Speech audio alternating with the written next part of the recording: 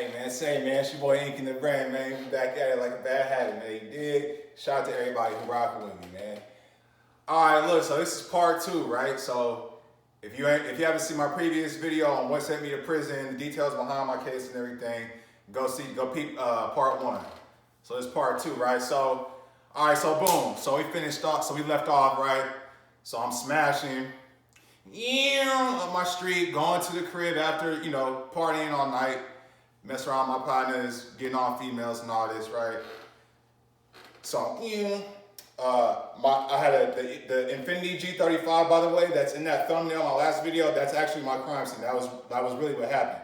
So, like I said, lost control of my whip. Last thing I remember is saying, "Oh shit," in my head, and then blackness, just darkness. All right, so boom, so boom, darkness, right? And then, I felt, okay, so in my unconsciousness, I felt like an angel come and like pick me up between, underneath my armpits and like kind of carry me. That's like what I remember, like that. And then I felt like an angel like carried me from my armpits. Like I remember that. So boom. So then I wake up, right? I wake up, somebody called my name and smacked me on my leg. He's calling me my government and shit. So I wake up, and the first thing I see is a pool of blood. And I'm like, what the fuck? And I'm hella disoriented, you feel me? I had a concussion and all that shit too, so I'm like real disoriented. I'm like, what the fuck? So then they call my name, and I look up, and it's like somebody from the paramedics. I guess apparently somebody saw me lose control of my whip and called the boys, and then they called 911 and sent the ambulance and shit. So boom. So I'm like, I wake up in a pool of blood. I look to my left and my right, and I just see gravel, black gravel in the pool of blood, and I'm like, oh shit, what the hell happened? So I try to get up, like just as a reaction, like, damn, what the fuck happened? And then the paramedic's like, no, don't move. We think your neck is broken. Don't move. And so I'm like, what the fuck? So then I'm like, all right, yeah. I'm like, yeah, I done messed up. Something happened, right? So they put a neck brace on me. They put me on the stretcher, and they load me up into the ambulance. And I'm still kind of like piecing together what happened. Like I'm like, okay, now I do kind of remember me losing control of my whip.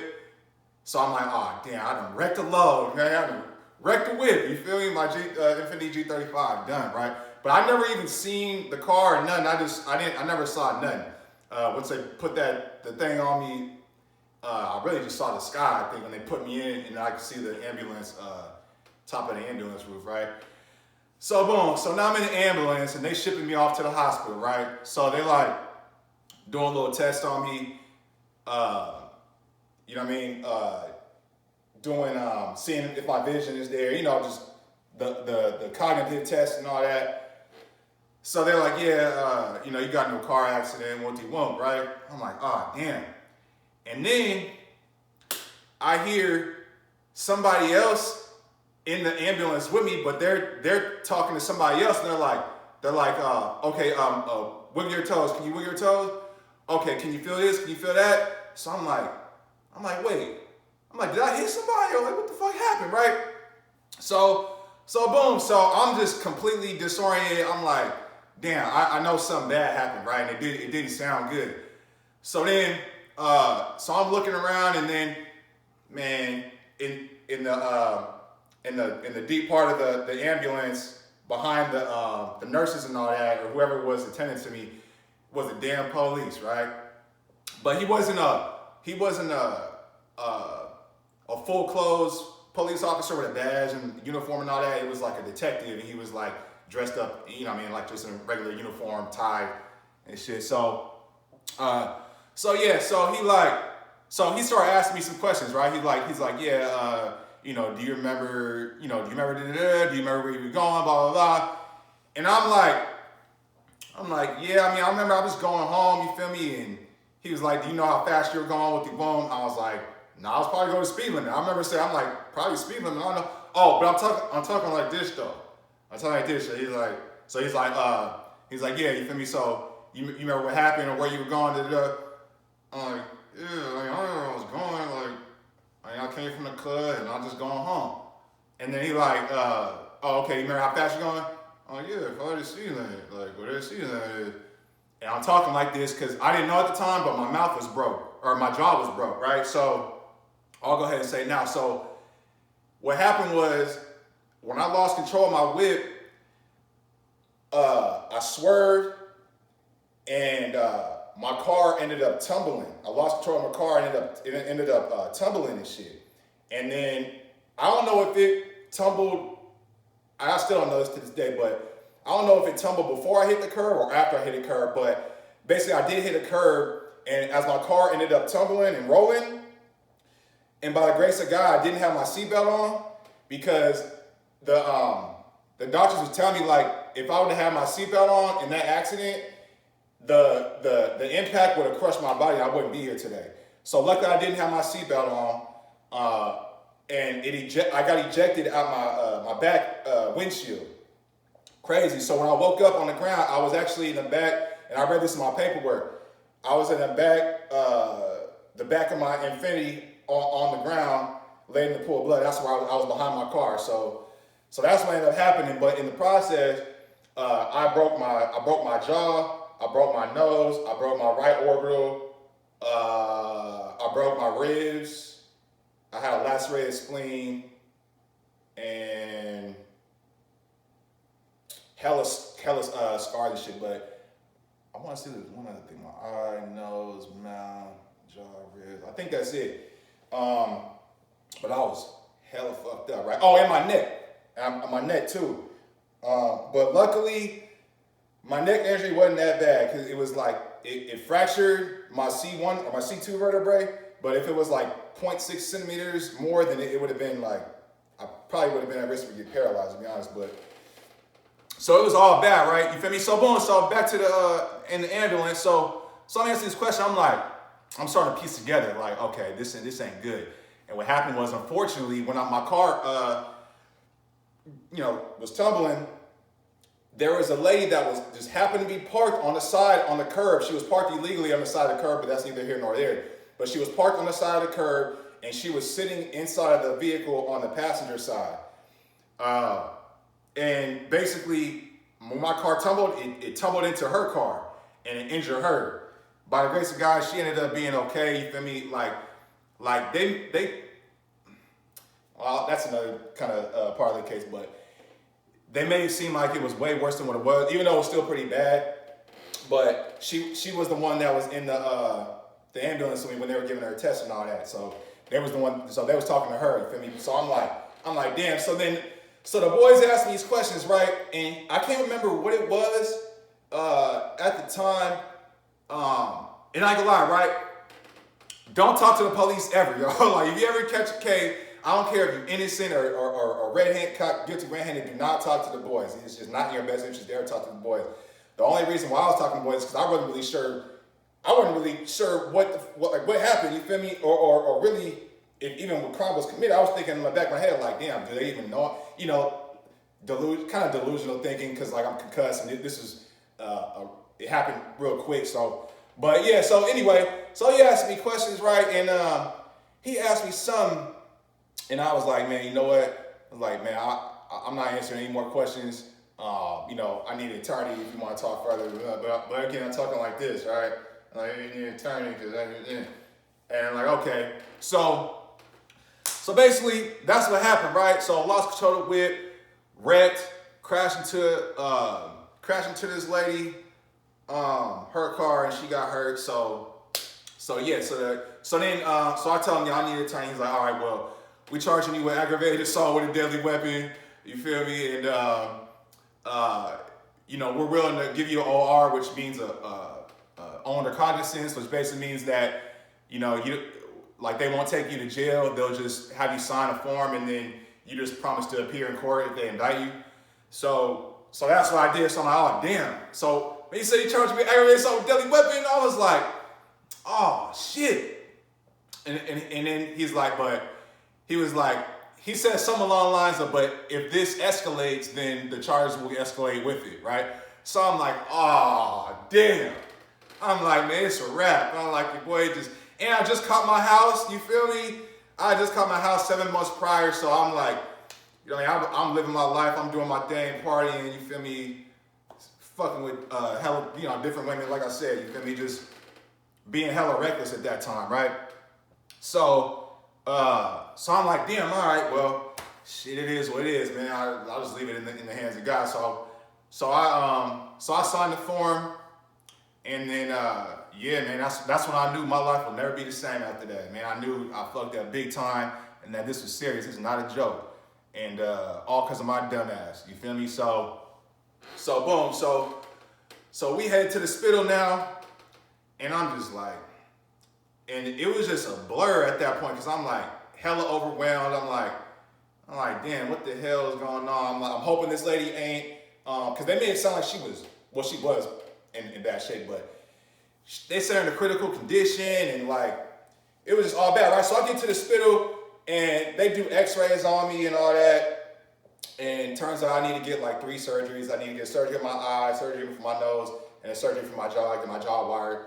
So, and they needed to see if they was gonna have to do fusion surgery on my neck too, because at first they wasn't too sure how bad my neck damage was. But man, I thank God that my neck wasn't snapped, bro, or that I didn't have my seatbelt on, man, because I for sure could have been gone in that accident. Like the fact that I'm still here is crazy. When I first looked at the crime scene photos, bro, I ain't gonna lie, I was like, wait, shook. But so yeah, so you feel me? So I'm in the hospital now, and it's just all bad, man. They shoot me up with hella morphine and pain medicine, and so I'm in that mug high as hell though. Like when they finally get me to my room, they put me in in ICU, and I had this crazy Asian dude next to me, and he going bad on the nurses, cussing the nurses out. I'm like, oh damn. I'm like, how long am I gonna be in here? So they tell me, oh yeah, you probably gonna be in here like at least a week. And I'm like, shit. So then the nurses coming in and out, checking on me, taking my vitals. Cool nurses though. Nurses, and I ain't gonna lie, bro, I salute nurses. Like after this experience, man, it really made me get a lot of respect for nurses though. Nurses, you feel me? They do a good job nursing people back in good health. So if any nurses watching this, either male or female, I salute y'all, real talk. But nurses are cool, man. And but I'm over here hella worried about this lady, right? Because I'm like at this point, I'm like, man, just please don't let this lady die. Like I'll take whatever consequences come with this shit, but just please don't let this lady die, right? So I'm in there praying, just really hoping she turn out okay. So yeah, man. So you know, so I'm in the hospital, man. So night 1 was tough, man. I'm in there high, and and they're like, oh, you want us to call somebody for you? Like you have like a mom or dad you want to call? And I'm like, yeah, I do, but in my head, I'm like, nah, hell no, I ain't calling them right now. Hell no, they don't need to know about this right now. So I'm like, nah, I don't. I'm like, nah, I don't got nobody to call, right?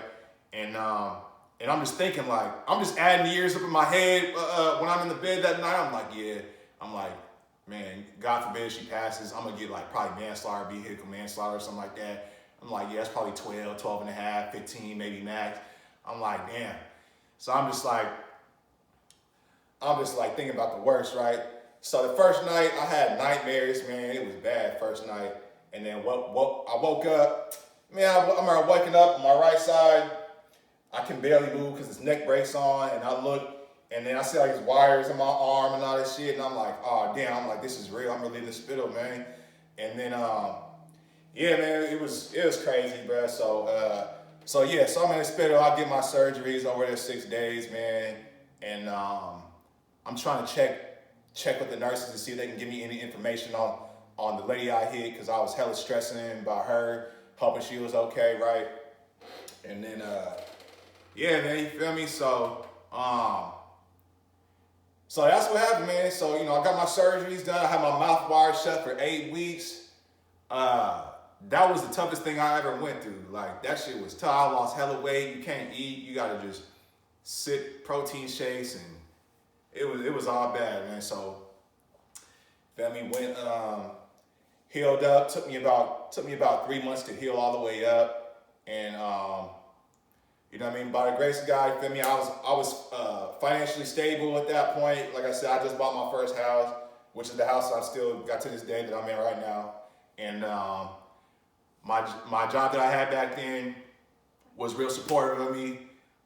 They vouched for me. I actually ended up getting a promotion after, like when I got healed up and came back to work. I actually ended up getting a promotion because when I came back, I started killing it because I was hungry. I was ready to work. I was like stuck in a neck brace for, I was in a neck brace for like, well, mouth was wired shut for like 8 weeks.